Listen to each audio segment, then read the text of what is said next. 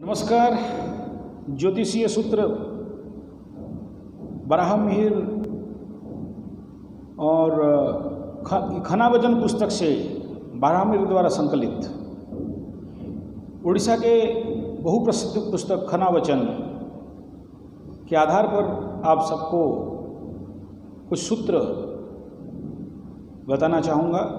इन सूत्रों को केवल फलित ना करें, बाकी सारे ग्रह स्थितियों को लेते हुए इसका फलादेश कर सकते हैं। किसी भी फलादेश करने से पहले पूरे कुंडली का अध्ययन करने के बाद ही फलादेश किया जाना चाहिए।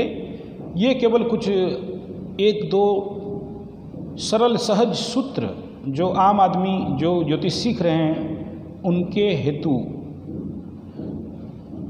तो उड़िया में मैं सूत्रों को जो लिखा है बताऊंगा और हिंदी में इसका अनुवाद आपके समक्ष करना चाहूँगा। तो ये सूत्र ऐसा है। शुक्र पंचमे थिले जाण पर धन रे कुरुपण बाप पुअरे सुख थाई अल्प बयसे खना कही। यानी अगर लग्न से पंचम में शुक्र हो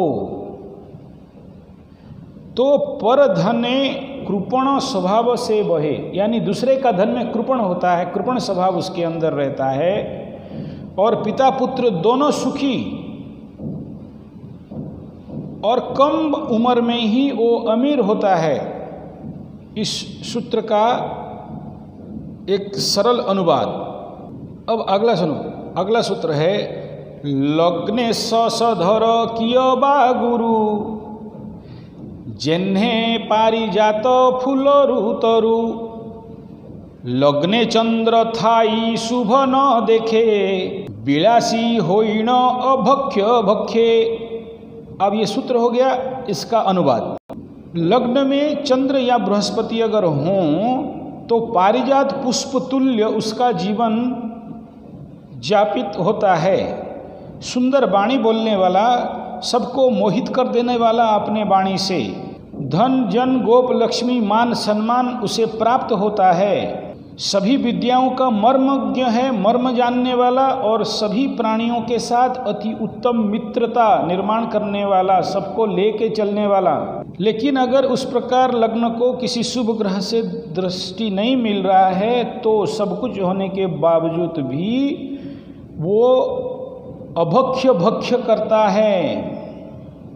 यानी बाहर से तो अच्छा लगता है लेकिन अंदर से वो रुग्ण चरित्र का रहता है। अगला सूत्र है लग्ने गुरुदेव शास्त्र बखाणे दशमे गुरु थीले अत्यंत पुण्य बहुत पुत्र अवश्य हुवंती धन जन बढ़े खना कहंती। यानी जो उड़िया भाई है इसको तो समझ जाएंगे, लेकिन आपके लिए इसका सरल अनुवाद करना चाहूँगा। लग्ने गुरु वेदेव खाणे, यानी लग्न में अगर गुरु हों जिसका तो वेदज्ञ होता है, वेदों का ज्ञाता होता है। बहुत सारे ज्ञान वेद वेदांत आदि का ज्ञाता होता है, उसे सब कोई जानते हैं, बहुत बड़ा पंडित होता है वह। उसके मेमोरी पावर बहुत स्ट्रांग होता है तो सारे वेद विद्या इत्यादि को अपने स्मरण शक्ति में, अपने मेमोरी में स्टोर कर सकता है। सभी प्रकार के विद्या में वो निपुण रहता है। और दशम में अगर बृहस्पति हों तो दशम बृहस्पति बहुत पुण्य प्रदान करते हैं। दुखी कष्ट में पीड़ित लोगों का हृदय को जानता है, दान दक्षिणा दान देने में माहिर होता है। उसका बहुत सारे संतान होते हैं, पुत्रादि लाभ करता है। धन रत्न में हमेशा उसका भंडार परिपूर्ण रहता है। चलिए इस समय और धन रत्न क्या है, बैंक बैलेंस उसका सफिशिएंट रहता है, बहुत ज़्यादा रहता है, बहुत प्रकार के सुख भोग करता है। ऐसे मिहिर के आगे खना जी बोल रहे हैं। मिहिर यहाँ लिखा गया है बराह मिहिर के हेतु और इनके आगे बोल रहे हैं खना जी। तो ये अति सरल सहज सूत्र रहा। अब अगला सूत्र है पाप ग्रह मध्ये जदि लग्न निज ऐश्वर्ये केबे थाई स्वप्न जदि गुरु सप्तम घरे जे थाए शिशु हेले मध्य कविता गाए। अगर लग्न के दोनों तरफ पाप ग्रह हों यानी पाप कर्तरी दोष, पराशर जी के अनुसार पाप कर्तरी दोष में लग्न हो तो ऐसा जातक स्वप्न में ही सुख भोगता है, जीवन पे उसका दिवा स्वप्न पे जीता है।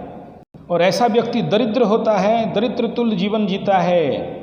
और अगर बृहस्पति सप्तम घर में हो तो बचपन से ही कवि तुल्य ज्ञानी वेदज्ञ बनता है। बहुत प्रकार के वेद अभ्यास ज्ञान अभ्यास करके उसके कंठस्थ पेटस्थ मुखस्थ रहता है। ऐसा व्यक्ति दीर्घायु दीर्घ जीवन को प्राप्त करता है। ऐसा व्यक्ति का बृहस्पति तुल्य बुद्धि विवेक रहता है। तो अति सरल सहज सूत्र आपके सामने समक्ष रखा। आप अगर समझ गए तो आप ज़रूर लाइक कमेंट शेयर करें। हमारे चैनल को भी सब्सक्राइब कर सकते हैं। ज्योतिष सीखने हेतु आप हमें संपर्क कर सकते हैं। मोबाइल नंबर 9437580589 या फिर 9938727418 पे व्हाट्सएप या SMS कर सकते हैं। कॉल बहुत सारे कॉल आते हैं, उठाना संभव नहीं है। आपके प्रश्नों का अवश्य उत्तर देंगे। जो अगर आप कुंडली विश्लेषण कराना चाहते हैं तो भी संपर्क करा सकते हैं। नमस्कार।